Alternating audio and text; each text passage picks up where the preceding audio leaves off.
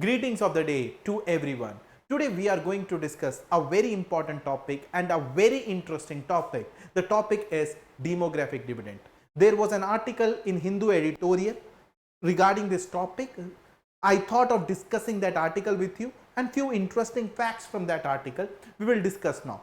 See, before understanding the topic, we need to understand what is demographic dividend or what is a positive demographic dividend.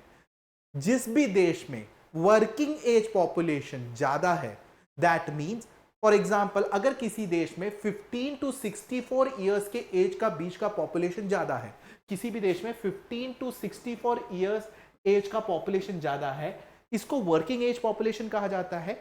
अगर ये population ज्यादा है तो ये माना जाता है दैट नेशन, वो देश एक पॉजिटिव डेमोग्राफिक डिविडेंड के एक्सपेक्ट में आता है.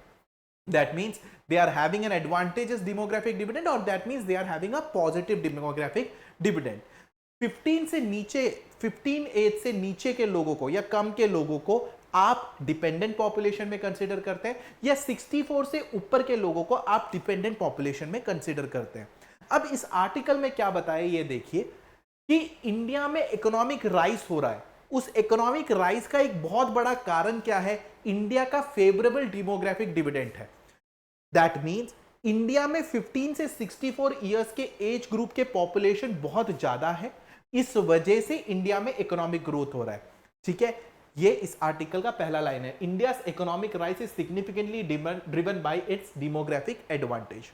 दूसरा पॉइंट क्या है? इंडिया में जो एवरेज एज ऑफ पॉपुलेशन है अभी वो कितना है? 28 ईयर्स है.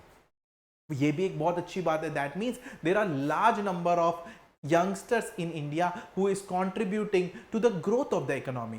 तीसरा जो पॉइंट बताया है कि 63% of the overall population of India is in the working age criteria. तो पहला पॉइंट ये था कि हमारे देश में अभी फेवरेबल डेमोग्राफिक डिविडेंड है. दैट मीन्स 15 टू 64 के एज ग्रुप में हमारे देश में बहुत ज्यादा पॉपुलेशन है. 63% ऑफ पॉपुलेशन हमारे देश में वर्किंग एज में है. ठीक है, इंडिया में एवरेज एज ऑफ पॉपुलेशन 28 है और इन सारे पॉजिटिव एस्पेक्ट के वजह से हमारा इकोनॉमिक ग्रोथ काफी अच्छा हो रहा है. ठीक है, अब इंडिया दुनिया में एक यंगेस्ट कंट्री है क्योंकि यहां पर अभी एट प्रेजेंट स्टेज बहुत ज्यादा यूथ है. One of the world's fastest growing economy है and the fifth largest economy है. एक इंटरनेशनल लेबर ऑर्गेनाइजेशन के डाटा के हिसाब से इंडिया में लेबर फोर्स पार्टिसिपेशन 55.2% था 2022 में. ये इंटरनेशनल लेबर ऑर्गेनाइजेशन ने क्या कहा? इंडिया का जो लेबर फोर्स पार्टिसिपेशन है 55.2% है. कब? 2022 में. बट अब जो प्रॉब्लम है, आप एक बात को समझने की कोशिश करिए. अभी तक आपने क्या पढ़ा? अभी तक हम लोगों ने ये देखा इंडिया में जो एवरेज एज है वो 28 ईयर्स है. 63% of population working age population में आता है.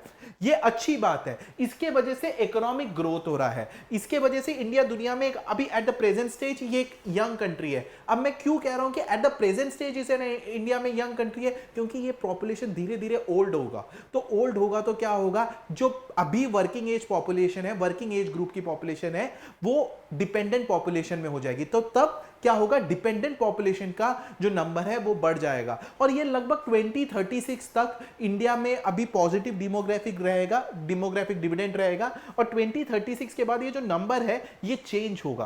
तो अभी हमारा काम क्या है? जो भी हमारा वर्कफोर्स है, जो भी लोग वर्किंग एज पॉपुलेशन में हैं, उनको एम्प्लॉयमेंट दो. Simple as that. अगर जितने भी लोग वर्किंग एज पॉपुलेशन में उसको एम्प्लॉयमेंट देंगे तो वो देश की जीडीपी को ग्रो करने में हेल्प करेंगे, तो इकोनॉमिक ग्रोथ अपने आप हो जाएगा.